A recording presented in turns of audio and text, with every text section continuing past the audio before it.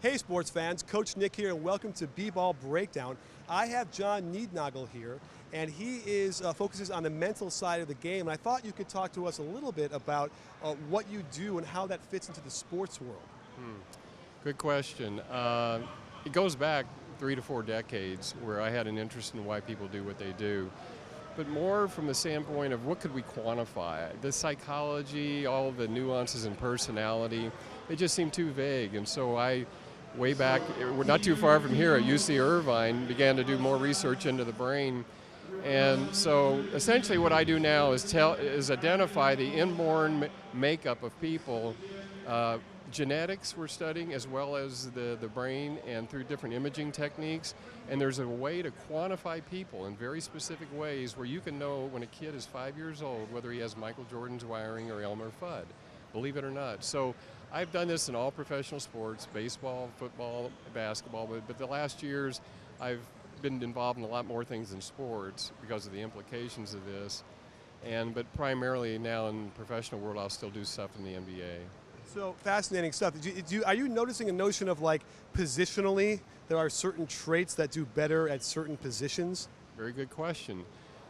Actually, I'll just say this, that even though there's some personality measurements that talk about 16 types or whatever, there are 16 inborn designs in people around the world, and we've tried to break it down. There's subcategories, but generally speaking, that's all there are. Now, you asked the question about are some types better at certain things or even positions, and yes, they are.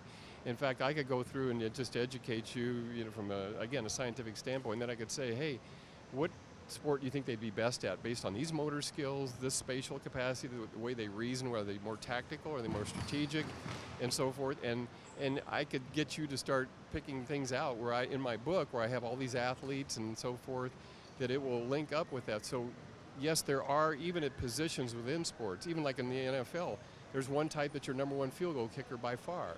And there's a type that's the number one quarterback in the NFL. That's why when I went on national television in the late 90s, ABC News, that they were profiling my work. I was doing it, and they asked me about Ryan Leaf, Peyton Manning.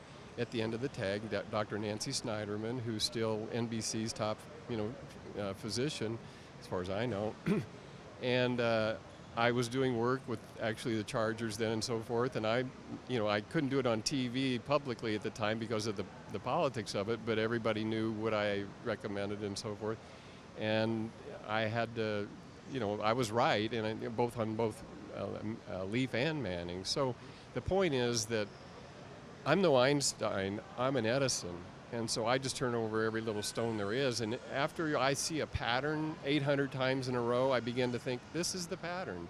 So I don't have these intuitive hunches like, oh, wow, I look at that guy and this and that. It's all based on, what can be quantified. So yes, long answer to a short question, but, just to tell you that for anybody who wants to get into the 21st century, this is where everything is going. The reason I'm talking to you right now is that I'm very busy. I've had some physical issues and health issues, but I want people to realize that if I'm not here tomorrow, that we will never look at people the same way again based on what modern science is showing. And so I call them brain types, not personality types, not psychological types, but brain types. I call them genetic types or genotypes too, but that's already taken. I coined the term brain types in the 90s because I knew that it was connected to the brain and not just some persona thing.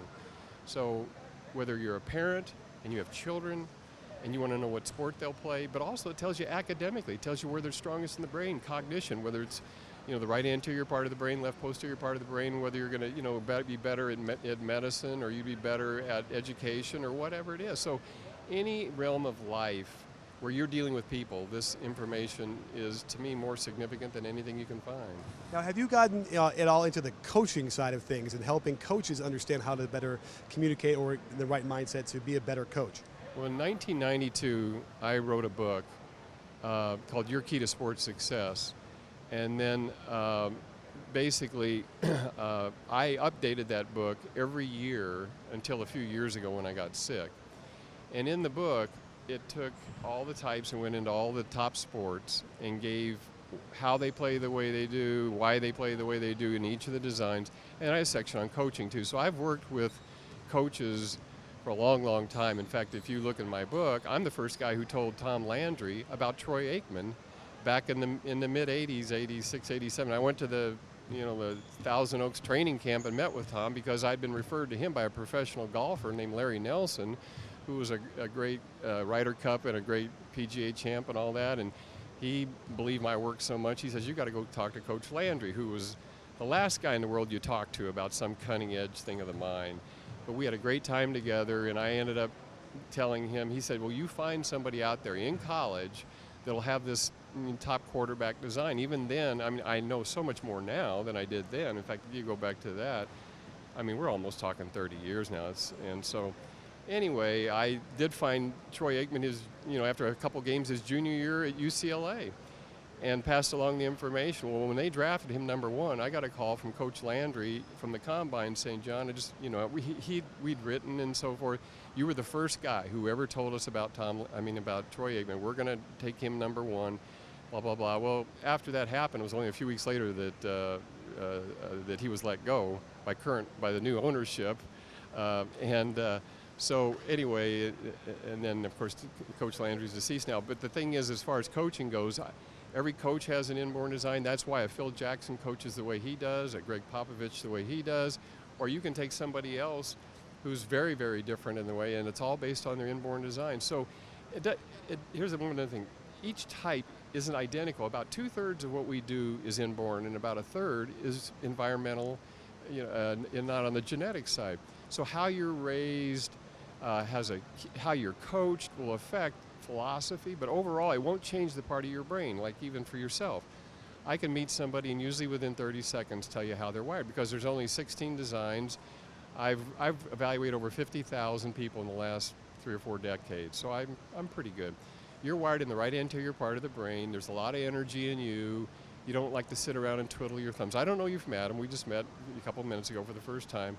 So I just know if you're going to play sports, unless you're going to give more energy than the average guy. You just won't be passive unless you never played anything in your whole life. And you're in sports, you probably did play something. Number 2, you're a creative, big picture kind of a guy.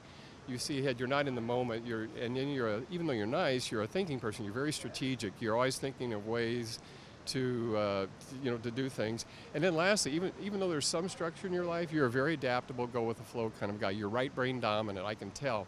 Which means if I gave you a golf club right now or a tennis racket, you would not be robotic and mechanical. You'd be more loosey-goosey and fluid.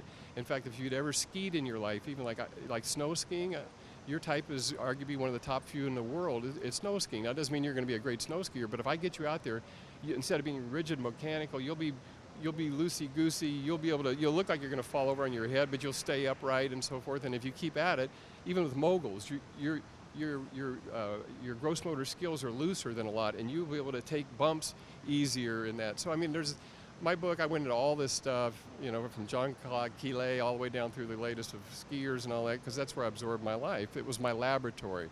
The sports world is my laboratory. Even though I would get into the real lab, where you go in and you look at the DNA and all of that, it started out here empirically by looking at people and seeing this. So just the last thing is, if you're a botanist, you look at plants. And if a person's from Alaska or let's say the North Pole, and you're going and they've never even seen these plants, and you're describing them all, or if you're an arborist, trees or whatever, and that's what I've done in my world is I've gone in and looked at people in a way that I've never found anyone else. And so even though I work with the top neuroscientists or even psychologists or psychiatrists, Dr. Daniel Amen, who's the top psychiatrist in the world, he's on every PBS thing there is.